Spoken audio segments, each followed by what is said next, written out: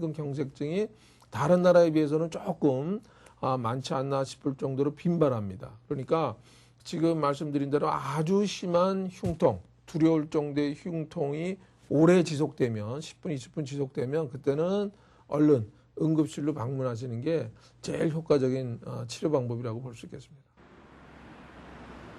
그렇다면 병원에서는 어떤 방법으로 심장 질환을 치료하고 있을까?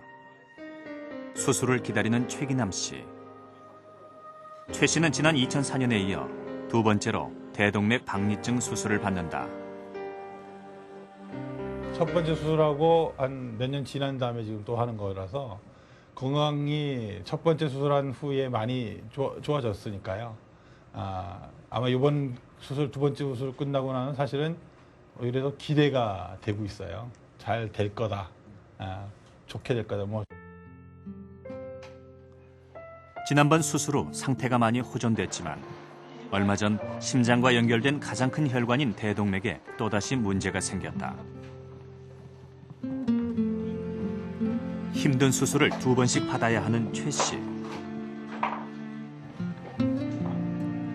자신 있게 병실을 나왔건만 어머니와 아내 앞에서는 최 씨 또한 마음이 약해진다.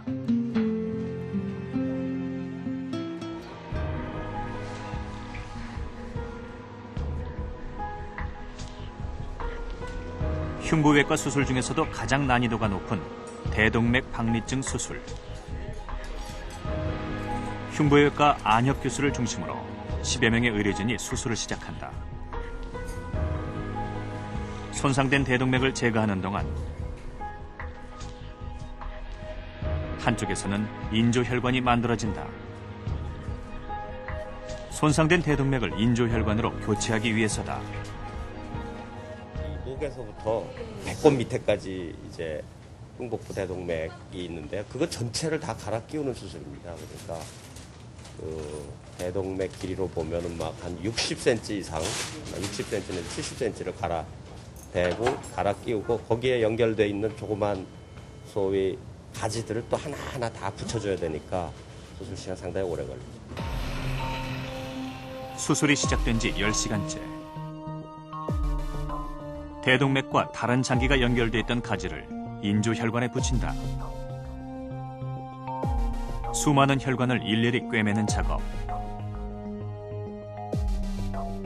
수술은 무려 17시간 만에 끝이 났다.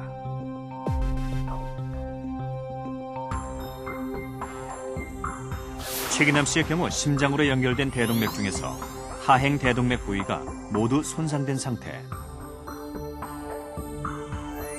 수술팀은 이 부위를 모두 인조혈관으로 바꾸었다.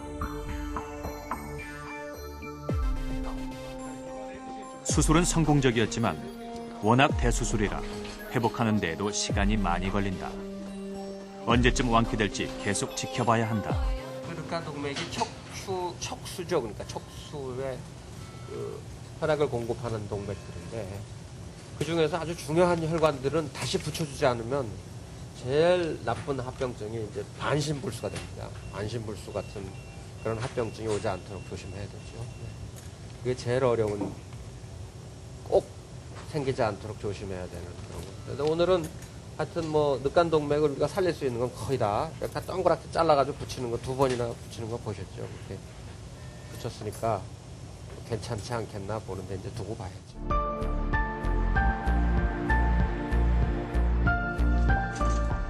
며칠 후 안 교수의 회진 시간. 안녕하십니까. 아이고, 많이 힘드시죠? 네.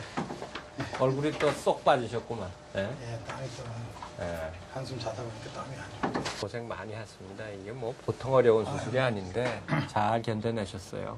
참 잘 견뎌내셨어요. 두 번씩이나 하나요. 회복도 잘 되고 있고. 라이브 스탠드를 다행히 최기남 씨는 순조롭게 회복되고 있었다. 일단 위험 상황에서는 벗어난 것이다. 여긴 사는데 그러나 모든 대동맥 박리증 환자가 최 씨처럼 수술을 받지는 않는다.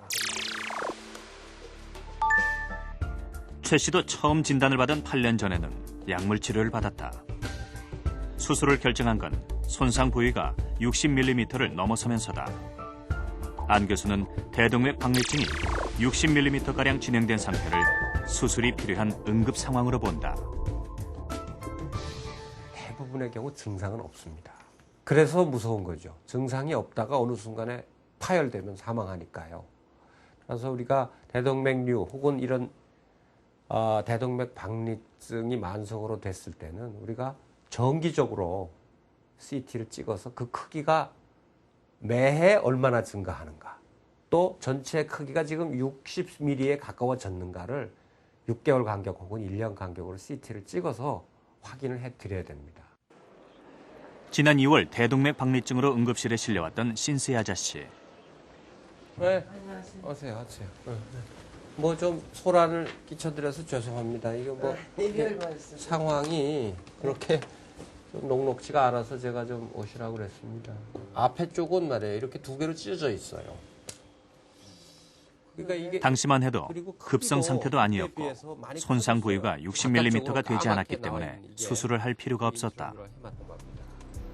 사이즈는 당시에 상행대동맥이 그런데 재검 결과 손상 부위가 60mm 이상으로 늘어났다. 안 교수는 수술을 하기로 결정했다. 이렇듯 심장 질환의 경우 환자의 상태를 지켜보면서 적절한 치료법을 찾는 게 중요하다.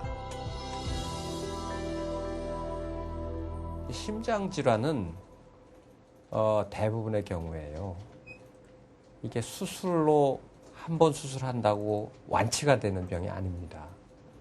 그러니까 환자가 심장병을 가지고 의사한테 왔을 때 이 환자가 남아있는 여명기간, 뭐 30년이 될 수도 있고 40년이 될 수도 있고 50년이 될 수도 있는데요. 그 50년을 가장 환자가 편하게 살 수 있도록 하려면 어느 시점에서 수술을 해야 될까? 어느 시점까지 수술을 안 하고 끌고 나가도 될까? 하는 게 대단히 중요합니다.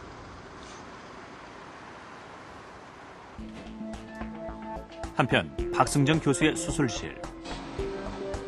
박 교수는 좌주간부 협심증을 앓고 있는 환자에게 스텐트 시술을 시도한다. 이런 경우 개복 수술을 하기도 하는데 박 교수는 비교적 간단한 시술로 치료를 대신한다. 때문에 환자는 부분 마취만 받은 채 시술 과정을 지켜볼 수 있다.